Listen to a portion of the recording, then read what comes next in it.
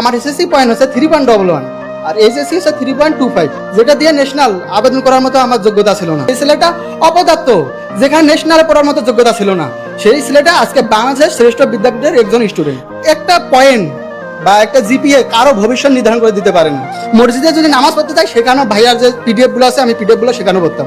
এখানে ইফতার করি, ইফতারের সামনেও আমি আমার পিডিএফ বা বই একাডেমিক যেগুলো পড়ার লাগে পড়তাম আর ইফতার করতাম। আল্লাহর কাছে সেখানেই চোখের পানি ফেলে না দোয়া করি, আল্লাহ এত কষ্ট করতেছি, দিন শেষে কি সফলতার হাসিটা পাবো? আসসালামু আলাইকুম, আমি আনিস ইসলাম, বাংলা বিভাগ, বরিশাল বিশ্ববিদ্যালয়। আমি শুরু করি আমার এসএসসি পয়েন্টে দিয়ে বলি। আমার এসএসসি পয়েন্ট হচ্ছে 3.11 আর এইচএসসি হচ্ছে 3.25, যেটা দিয়ে ন্যাশনাল আবেদন করার মতো আমার যোগ্যতা ছিল না। আমি যোগ্যতা সেটা করতে পারি নাই, আবেদন করতে পারি নাই। তখন বাসায় ভাইয়া বললো, যেহেতু তুই ন্যাশনালে পারলি না, তাহলে গুচ্ছে সেখানে নাকি 6.2টা মিলে, তুই তাহলে গুচ্ছে একবার চেষ্টা করে দেখ।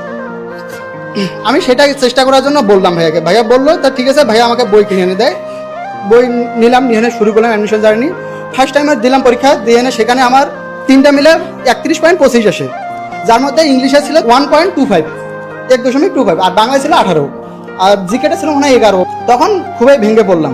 ভেঙে পড়ার পর আবার আমাকে ভাইয়া বললো, আমি আর পড়াশোনা করার ইচ্ছে ছিল না, যেখানে আমার ন্যাশনালি আবেদন করার নাই, ন্যাশনালি পড়ার যোগ্যতা নেই, সেখানে আবার এখানে বাংলাদেশের শ্রেষ্ঠ বিদ্যাপীঠ, সেখানে পড়াশোনা করার কিন্তু একটা বিলাসিতা, এর বেশি কিছু না। কি করি তখন বুঝতেছি না আমি বিষয়টা। তখন ভাইয়া বললো, দেখ আবার চেষ্টা করে দেখ, পারলে পাইতে পারিস, আল্লাহ যদি ভাগ্যে রাখে, দেখ তুই পারবি। ভাইয়ার এই কথাটার উপর ভিত্তি করেছিলাম, ভাইয়া শুধু বলছে যে তুই পারবি, এই কথাটার উপর ভিত্তি করে আমি আবার দ্বিতীয় অ্যাডমিশন শুরু করলাম। আবার আই এডুকেশনে ভর্তি হলাম। ফার্স্ট টাইমে আই এডুকেশনে ছিলাম, আবার আই এডুকেশনে ভর্তি হলাম অনেক আশা নিয়ে। অ্যাডমিশন শুরু করলাম আমি 3 মাস আগে শুরু করেছিলাম। ভাইয়ারা যখন জিএসটি প্রথম কোর্সটা বাইর করে, তখনই আমি এনরোল করি। আমি অন্য কোনো ব্যাচে ছিলাম না, শুধু গুচ্ছ ব্যাচে ছিলাম। শুরু করলাম, শুরু করে না আমার অ্যাডমিশন শুরু করলাম। আমি শুধু রমজান মাসের আমার যে অ্যাডমিশন যে ছিল, আমার যে পড়াশোনার যে রুটিনটা ছিল, শুধু ওইটা শেয়ার করবো, আর করবো না বাকিটা।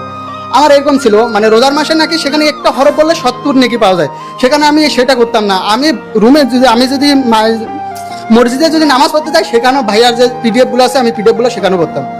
ইভেন আমি যখন রোজা এখানে ইফতার করি, ইফতারের সামনেও আমি আমার পিডিএফ বা বই একাডেমিক যেগুলো পড়ার লাগে পড়তাম আর ইফতার করতাম। আল্লাহর কাছে সেখানেই চোখের পানি ফেলে না দোয়া করি, আল্লাহ এত কষ্ট করতেছি, দিন শেষে কি সফলতার হাসিটা পাবো? দুনিয়াদের উদ্দেশ্যে আমি একটা কথা বলবো, আমি অ্যাডমিশন জন্য আবার বলতেছি, একটা পয়েন্ট বা একটা জিপিএ কারো ভবিষ্যৎ নির্ধারণ করে দিতে পারে না। এটা আমার মনে করি, আমি আমার দিক থেকে এটা মনে করি। Hard work plus dedication, hard work plus dedication equal success. I trust this formula. আমি এটা বিশ্বাস করি, কেননা ভাগ্য, পরিশ্রমের ঊর্ধ্বে সবসময় ভাগ্য যেতে পারে না, কেননা পরিশ্রমের ভিতরে সফলতা নিহত থাকে। আল্লাহ নিশ্চয় আল্লাহর পরিশ্রমের হতাশ বা নিরাশ করেন না, যেটা আমি মনে করি। আমার গুচ্ছে পজিশন আসে 2159। সেদিনের কথাটা একটু বলি। আমার পরিবার লোক এত পরিমাণ খুশি হয় যে ছেলেটা অপদার্থ, যেখানে ন্যাশনালে পড়ার মতো যোগ্যতা ছিল না, সেই ছেলেটা আজকে বাংলাদেশের শ্রেষ্ঠ বিদ্যাপীঠের একজন স্টুডেন্ট, যেটা আমার পরিবারের লোক এখনো গর্ববোধ করে, আমিও করি। ইনশাল্লাহ সামনের পথটুকু আবার এসে ভালো কিছু করার মতো প্রত্যাশা রাখি।